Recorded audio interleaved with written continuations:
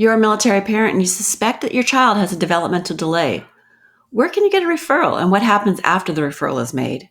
We'll talk about that and more in this podcast for EFMP families. Hi, I'm Karen Terry, and we're going to talk to you today about educational supports available through the Department of Defense. Hi, and welcome to our podcast series about EFMP Me and the support and services available to military families with special needs. Today, we'll be talking about education with two subject matter experts.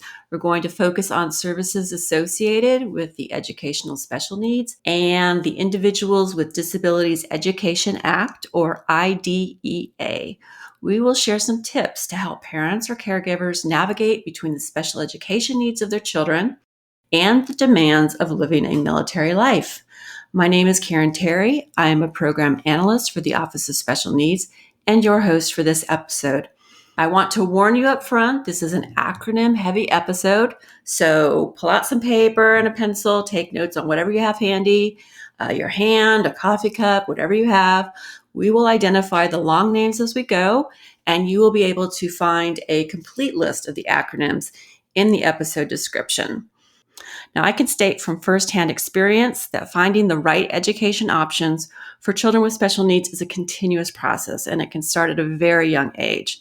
In this episode, we'll be talking to Ms. Tricia Smith, who's an early intervention specialist, and Ms. Jasmine McLeod from DODEA. So before we begin, would each of you take a minute and tell us a little bit about yourself? Hi, Karen. This is Trish. Thanks so much for having me. It's really nice to be here. I am the Family Readiness Department Head for the Navy Bureau of Medicine and Surgery, which is also commonly called BUMED. And within Family Readiness, we're primarily responsible for 3 family programs. The first one being EDIS, which stands for the Educational and Developmental Intervention Services. We're also responsible for the EFMP program. And third, the Navy Overseas Suitability Screening Program for Dependents. By background, I'm a speech-language pathologist specializing primarily in early intervention services for children under the age of 3 and their families. And prior to coming to BUMED, I worked for the Army EDIS program in Germany. Great. Welcome, Trish. Jasmine, would you like to tell us a little bit about yourself? Absolutely. Thank you for having me. Well, I'd like to start by saying I'm the daughter of an Air Force veteran and a former DOD student myself. For my profession, I do serve as the Chief of Student Services at the Department of Defense Education Activity, which I will refer to moving forward as DODEA. I'm also a licensed clinical professional counselor, and prior to serving as the Chief of Student Services, I've served in the capacity of being the program manager for student services, as well as a school counseling instructional systems specialist at DODEA HQ. You know, access and equity in education is my passion, and prior to serving at DODEA, I led a lot of various educational programs in public schools, and I also worked with a couple of graduate programs, but I found my way into the career of education by working with autistic students in elementary grades, and that's how I put myself through my undergrad program. That's great. I'm more confident now than ever that we have the best SMEs here for this particular subject. I'm excited for this episode because the provision of early intervention and special education and related services is near and dear to my heart. I have a special needs child, and when my son was young, I somehow stumbled on Child Find purely by accident. Trish, can you tell us a little bit about Child Find? What is Child Find? Sure, Karen. It's a good question. So under IDEA, the early intervention program is required to do what's called Child Find. And this is really here to benefit the families so that they're aware that we're out there. So we might be doing public awareness. You might see us at different festivals on your installation, or you might see us at the exchange or someplace else so that we can give you information about our program. Or you might also see us doing screenings throughout the community where you can actually bring your child to us and we can walk through a screening with you if that's what you would like to do. So those are just 2 examples of how we do Child Find. But we really do make an effort to get out there into the community so that you know who we are and how to reach us. Great. Before we start talking about IDEA and the provision of support and services it mandates, it's important that you know that there are two main parts to it. Part C covers early intervention services. That's what Trish was just talking about. We also call that EIS, and that's where we're going to start. Trish, your work focuses on children ages 0 to 3 who have or are at risk of having a developmental delay. Can you tell us how the military provides early intervention services to these children? Sure, Karen. Within the DoD, early intervention services are provided through the EDIS program. EDIS is located at all installations where there's a DoDEA school. Throughout the DoD, there are approximately 38 EDIS locations spread throughout the Navy, Army, and Air Force installations, both domestically in CONUS locations and overseas in OCONUS locations. Mm-hmm. The domestic EDIS programs provide early intervention to infants and toddlers whose families live in base housing. Overseas programs provide early intervention to all families who are eligible for DoDEA schools, regardless of whether they live on or off base. Okay, and I just want to clarify so that if you're stationed stateside, CONUS, and you live off installation, you will need to use a community service rather than a DoD service. Is that correct? That's exactly right. Yes. So if you live on base, you would use your EDIS services. But if you live off base and you live stateside, you would contact your local or state program for the services. Okay, but the services that families receive in the community are going to be the same as what they would get through the military, correct? That's correct. Primarily, the services are the same, but some programs may differ slightly in their delivery model. Right. So the EDIS program follows something that's called a primary provider model. Okay. And this means that one primary provider would work with your family. And this allows the family to have a central person to work with. Of course, other specialty providers are also available who can work with the family at any time, depending on their needs. So what would be those specialty providers? What would be some of those specialties that they might provide? So EDIS programs typically have an early childhood special educator, speech language pathologist, occupational therapist, and physical therapist on staff. And some programs also have child psychologists and social workers. Oh, okay. Quite a bit then. If a parent suspects that their child has a developmental delay, where would you suggest they start? So a parent can just start by walking into an EDIS clinic, or they can pick up the phone and call EDIS themselves, or they may want to first schedule an appointment with their primary healthcare provider at their local military treatment facility or MTF. Okay. So EDIS accepts referrals from both the MTF medical provider and a parent or legal guardian. And then what happens after that referral is made? Do they just immediately get accepted into the program, or is there some sort of evaluation that has to take place? That's a really good question, actually, and a question that a lot of parents have is what comes next and what happens. So the first step is just making that connection between EDIS and the parent. Mm-hmm. So if we haven't already met you, we would pick up the phone and call you and just have that conversation to answer any of your questions about what our program does and how it runs. And this is also a really good time to for a parent to ask questions that they may have about their child's development. So after they meet the first time, what happens next?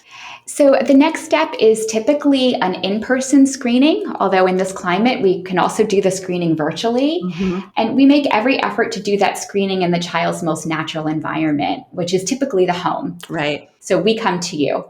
So during the screening, the parent and the EDIS provider discuss and make observations about the child's skills and what the child is already doing and what that parent might want to see them doing next. So it's really a collaborative effort between the EDIS and provider. And after that screening is done and during that screening, the EDIS and the parent may decide if we want to move to the next step called the evaluation. Just a little note, too, about the screening. Some parents might be familiar with something called the Ages and Stages questionnaire. Uh-huh. This is often used during like a well child visit. So EDIS may use a tool like that to go over with the parent to sort of figure out where that child is at and where we would like to see them going next. So it's a tool that might be familiar to them just from their well baby checkups and that kind of thing. Sure, it could be for some families, yes. Okay. So what is this more formal evaluation? What does that consist of? The evaluation is typically scheduled for another visit because we don't want to overload the family or the child and do everything in one visit. We want to give that family and the child some time to prepare and think about what's going on. Right. And that evaluation is also conducted within the child's most natural environment. And again, that's usually the home, although we may also do it virtually, especially now. It could also be perhaps at a child's daycare, but we really do want that parent or the caregiver involved in the evaluation so that they're really part of the process and an equal team member. Mm-hmm. I often get questions such as, well, how can you do a test on a child that's that young? And believe it or not, it's actually quite easy because so much of the evaluation is based on the parent's report and observation. So we just can either ask questions about what that parent is seeing, what the child is doing, what they would like the child to be doing. And other parts of the evaluation are based on just standard activities depending on that child's age. So we take a look at what that child is already doing and compare it to what other children their age are doing. So how would I know if my child is eligible for early intervention? And then what does that mean exactly? What would that look like, that early intervention service? Sure. So as a result of that evaluation, we really take a look at 5 primary areas of development. And these would include social skills. So that would be things such as eye contact or social engagement, how they play with other children, that sort of thing. We also look at their adaptive skills, which are their self-help skills. So these would include things like feeding and dressing. Another area of development that we look at is communication skills. That's not only the child's ability to talk and communicate and use gestures to express themselves, but it would also include the child's ability to understand or comprehend speech. Another area of development that we look at is the motor skills, and this includes gross motor skills such as running and jumping, as well as fine motor skills such as picking up little items with their fingers. And the final or the 5th area of development that we look at is cognitive. And this may include things like problem solving, thinking skills, memory, and we go beyond. And the reason why we look at all 5 of these areas is because we really want to get a comprehensive look at what the child is doing. Right. So even though a parent may only have concerns about their child's speech, we want to make sure that we look at everything the child is doing because the speech delay may arise from a muscle issue, or it also may affect the social skills. So we want to get that comprehensive view. That makes total sense. So once we complete that evaluation on a standardized test, we do get a score. And if that score is falling within a certain range, it would determine whether that child and the family are eligible for our services. And that's something that we would really go through with a parent to make sure that they have a deep understanding of what that means. So what happens if they are determined eligible? So if they are determined eligible, the program is voluntary. So we talk that over with the family and they make a decision about whether they want to move forward with our services or not. Okay. So if they choose to move forward with our services, we would develop something called an individualized family service plan. This is also called an IFSP. It's sort of commensurate with an IEP, Individualized Education Program. So some families might be familiar with this, but the IFSP is for younger children. Can you tell us a little bit more about that? What does it consist of and how does that work? Sure. The IFSP is developed as a collaborative effort by both the parents and the EDIS providers. Okay. They come up with practical goals or outcomes that they would like to work on. And what I mean by practical goals is that the goal should be something that the parent can easily work on throughout the course of their day. It can be embedded into the family's natural routine. And that way it doesn't feel like homework to the parent. We don't want to add additional things to do onto the parent. We just want to help them with some strategies that may help to advance their child's development. So these goals or these outcomes would also be measurable for that parent, so the parent would be able to measure them. That's important to know if your child's making progress. Yes. Exactly.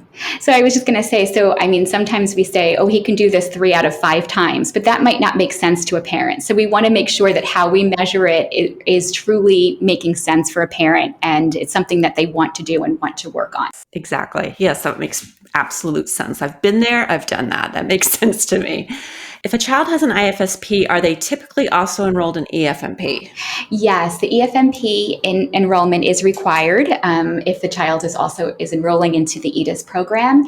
And we do this to make sure that the family's special needs are considered during the assignment process. Okay. So we want to all do our part to see that a family gets the services that they need wherever they go. I agree with that. So what are some of the biggest concerns that families might have about early intervention? Well, every family is different, of course, and is going to have their own concerns and questions. But the two most common questions I hear is, my child is so young, isn't it too soon to tell? Maybe I should just wait it out and see how it goes. Mm. And what I can say for that is that the early intervention program is based on prevention. Right. And studies have shown that the earlier we can identify and address a need, the better the outcome is in the long run. If we identify that a child is falling behind their peers, it's best to work with that child and family as soon as possible.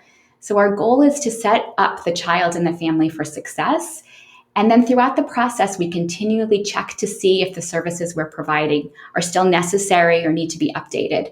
So we do perform progress reviews at least every 6 months, and we reevaluate at least every year. Oh, wow. And the other concern that I hear is, I don't want my child to be labeled. And I think that's probably true for most parents. Mm-hmm. For early intervention, the records are kept private, and they're not shared with anyone outside the NTF medical community, like, for example, the referring doctor. So it is confidential. Although the parent may request for us to share information with someone else, like, for example, a babysitter or a daycare provider. And in that case, the parent would sign consent and let us know who to share information with and what information they would like to be shared. So we really do make an effort to keep everything confidential unless the family would like something to be shared. Okay. Well, I think, personally speaking, I mentioned my son has special needs. Both of those concerns crossed my mind when we were having our child evaluated. But I can honestly say that those services provided as early as they were, and that information that was given back to us as parents, was absolutely critical to our family. At that time, we were really in crisis trying to figure out what to do. So this is a really important service, and I'm really glad that you're here to talk more about it. What age does a child typically transition from the early intervention services to the special education services? So EDIS provides services for children up until their 3rd birthday, but we begin planning the transition out of early intervention at least 6 months prior to their 3rd birthday. Okay. So a transition may indicate that a child no longer needs intervention.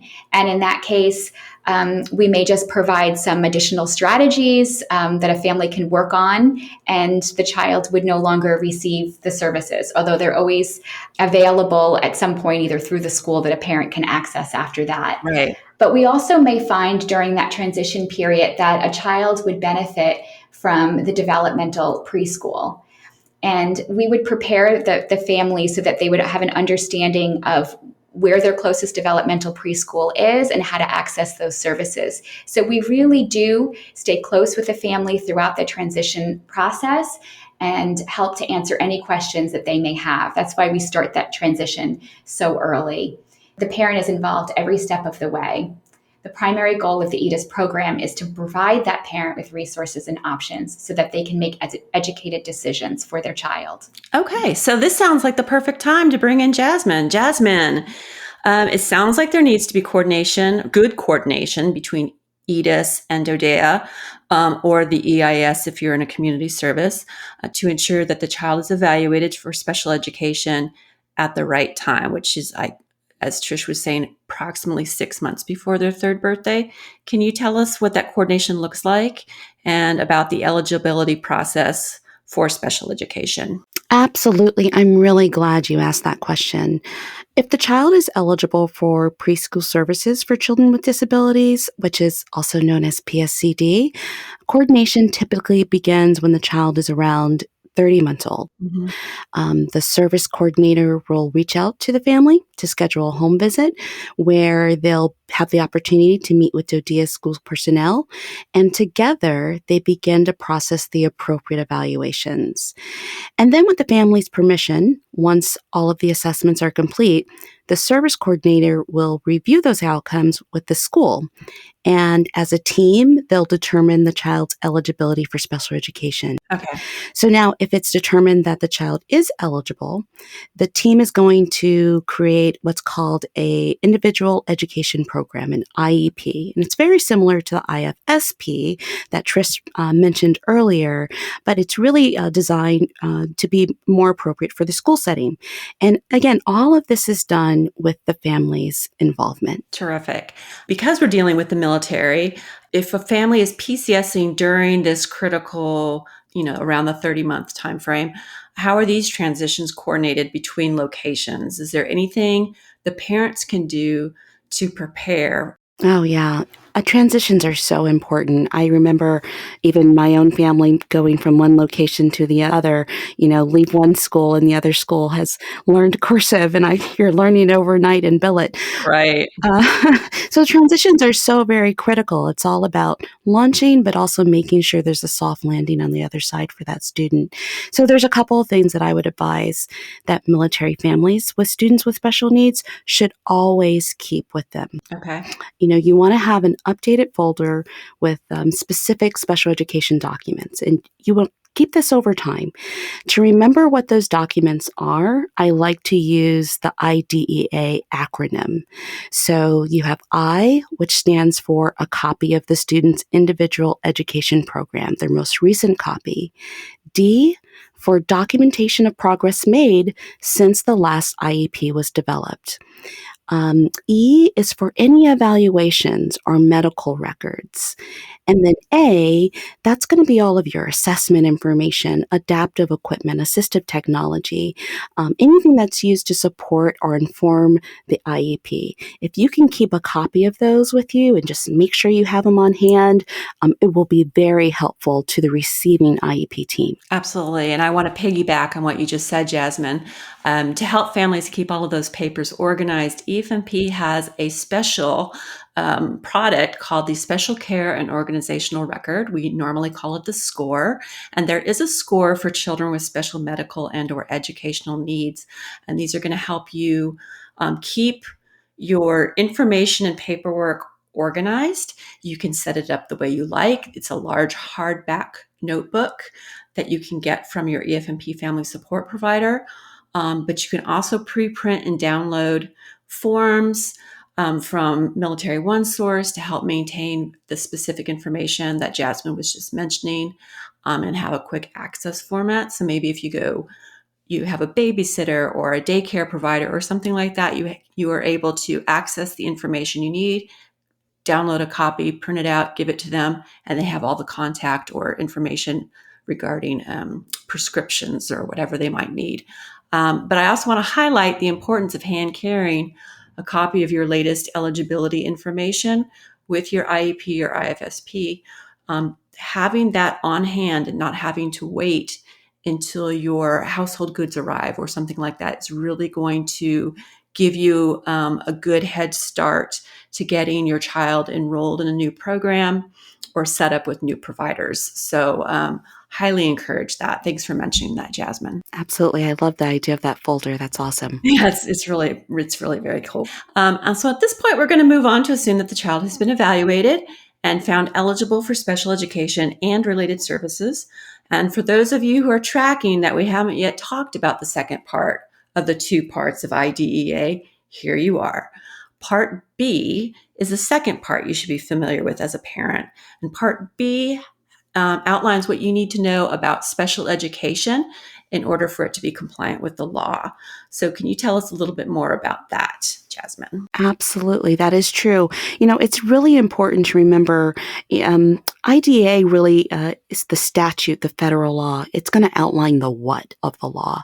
But it's really important for parents to set their expectations around knowing that whether it's JODIA or, even the state education agency or even some school districts, they get to decide how IDEA is implemented in their schools. So parents will see some differences in how the law is applied as they move from one location to another. It sounds a bit like military policy. So we at OSD write policy saying what needs to happen, and then the military departments and services, and then sometimes even the installations get to decide how to make those things happen, right? That's absolutely right. Yep. Okay, so in our example, the toddler was evaluated and was found eligible for special education. What happens next? So once the student has gone through the eligibility assessment and a disability has been identified, a case study committee will meet to determine the level of special education required to provide an appropriate educational framework. Mm-hmm. So the members of the case study committee always will include, the parents, the guardians. You'll have a school administrator, a general education teacher, a special education teacher, and then other professionals who may have knowledge and information about the student may attend as well. And then together, they review the various pieces of information and data to establish short and long-term goals. And then those goals are folded into an individual education program, the IEP, that will be implemented by the school. Okay, and then I guess we just need to be clear that a student can be evaluated for special education at any age, right? They don't have to be part of an early intervention program first. Oh, very good point. Yeah, that's correct, Karen. A student may be referred by parents, medical professionals, social service agencies, even through a pre-referral process where other behavioral or academic deficits were identified and interventions implemented by the school were unsuccessful. Okay. So once they're referred for special education services, the assessment process begins to determine whether the student is eligible for special education services. The thing to keep in mind is developmental delays or learning disabilities such as dyslexia, dysgraphia, your auditory or sensory processing disorders tend to show up when a student begins to read and write. And they can be difficult to identify before the student starts school. So we've built in multiple points of access to special education services. Why is the IEP so important for students found eligible for special education? Well, the IEP is it's an essential tool that galvanizes key stakeholders, such as parents and administrators and teachers, and they come together to build a roadmap of special education instruction, services, and supports that are needed in order for the student to meet their learning potential. It also affords students and families legal protections.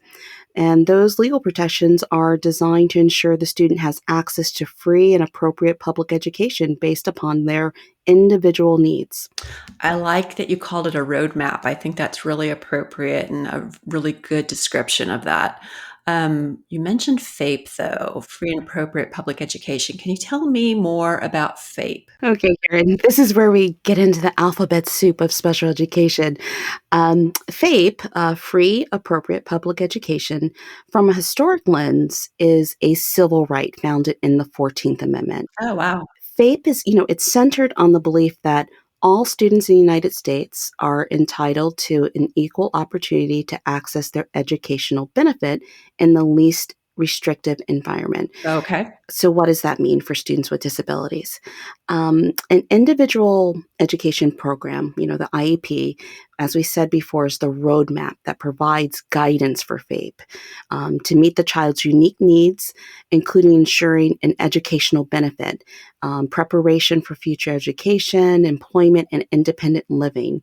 So it's designed to consider the unique needs of an individual student by examining the effects the disability has on the student's ability to access their learning potential. And then utilizing the IEP building a program with the appropriate special education instruction, services, and supports needed to remove barriers so that student can continue to learn in the general education setting to the greatest extent possible. Okay, so you said something that made me go, the LRE, least restrictive environment. Can you explain what that is? Right. So LRE, another important member of the alphabet soup family here. So, as you stated, LRE stands for least restrictive environment. And what that means is that the school must try to keep the student in class with their non-disabled peers to the maximum extent possible. The general education classroom is considered the least restrictive environment in most cases. However, if necessary, the student can be placed in special classes, receive separate schooling, or otherwise be removed from regular educational environment if the nature or the severity of their disability is such that education in irregular classes with the use of supplementary aids and services cannot be achieved satisfactorily. And is that LRE determined during the IEP meeting? Do parents have a part in that? How is that determined? Oh, absolutely. Parents are a part of the journey on this roadmap the entire time. LRE is unique to the student's needs and their disability. The IEP ultimately provides for the appropriate supports and services the student needs to be able to remain in the general education setting. And if that setting is determined inappropriate to meet the student's needs, another setting will be discussed. Remember that IEP team, which remember the parent is a very important member of, is responsible for determining what that individual student needs to access his or her LRE. Okay, so I'll ask you the same question I asked Trish. Is a child with an IEP typically enrolled in EFMP?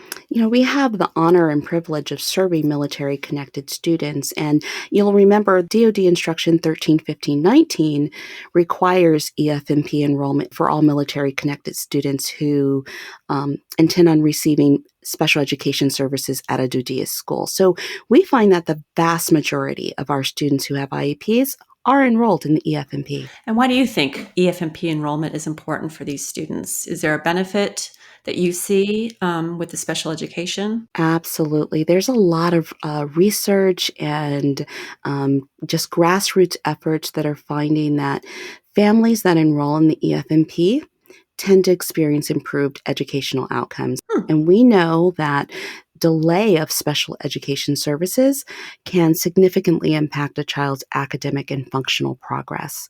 It also supports DoDIA's readiness to receive students and their families as they PCS to new locations. So it's essential, so very essential, that our military families with students with special needs receive duty assignment locations with the supports and services the family needs in place, including, related services. Ooh, we haven't talked about those yet. What is a related service? Okay, so, related services are those services required for the student to benefit from his or her special education program. So they may include psychological and counseling services, speech and language, hearing, transportation, assistive technology. It also includes your physical and occupational therapy and medical services required for diagnostic or evaluation purposes. These services are documented in the student's IEP, and they can be provided by the school or a specialist from another DoD agency. So if a family is moving out of an area with a DoDIA school where they've been receiving special education services, and then the child is now going to be going to a public school, are there differences in what the family or the child will experience? What should they expect? There will be differences. IDEA is federal law. And that's very important. It's important for parents to understand that every student with an IEP is covered by IDEA. Okay. What's important for military-connected families to understand is that IDEA stipulates what the state or an educational institution must do to meet the needs of students with disabilities, but it leaves room for states and educational institutions to define how they will operate within the statute. Right. They cannot offer less than what the law requires, and they cannot undermine the law. But parents can expect to see some variance in how the law is applied from state to state or institution to institution. So, when preparing for a move, I like to always advise our military connected families, those that have students with IEPs, they'll want to ensure they have those educational records that we spoke about earlier.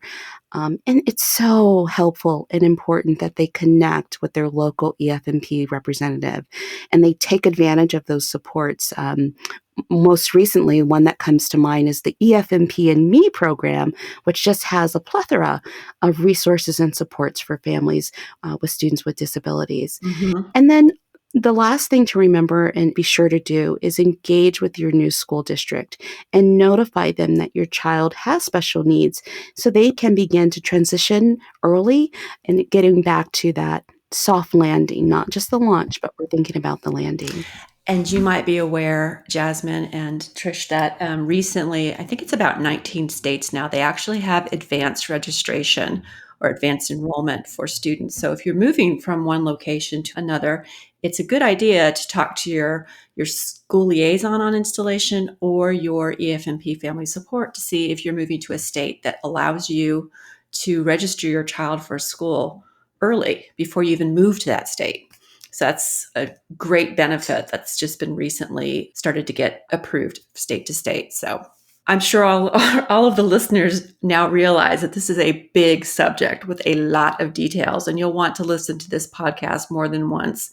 But to both of you, what do you think is the most important thing a parent should do or know about? Outside of know your ABCs, if I had to pick the two most important things, they would be educating yourself and partnership. Right. Parents are equal partners in the IEP process. It's so important that military families educate themselves about the rights that IDEA affords them so that they can advocate effectively for their students. Knowing the boundaries established in the law allows parents to have the skills necessary to effectively communicate their students' educational needs. It's also equally important to build strong partnerships with your schools. Engage your local school system as soon as you can and as soon as you know about your new duty location, and have your documentation in hand to minimize delay or disruption, of those services. That documentation, it really just removes those transitional barriers a lot. Agreed. Trish? So thanks, Karen. I think probably the most important thing a parent should know if they have a young child is that if they have a question or a concern, just ask, because help is out there.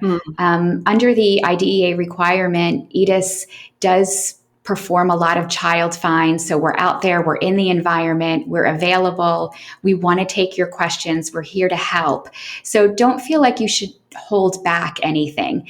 Just ask those questions now when your child is young. Eventually along the line, you are really going to have to advocate for your child in one way or another. So it's a good time to start and just find out the information if you're curious. It's available to you. Oh, I like that. That's good. So this is a part of the podcast where I'd like to mention that families can also contact EFMP Family Support and Military OneSource Special Needs Consultants for more information and assistance with educational rights, concerns, and questions. I also want to remind listeners that installation school liaisons work on your behalf and can help you as a family, especially in those critical transition times that we've mentioned so many times during this podcast. EFMP Me has many checklists under the topic heading of education.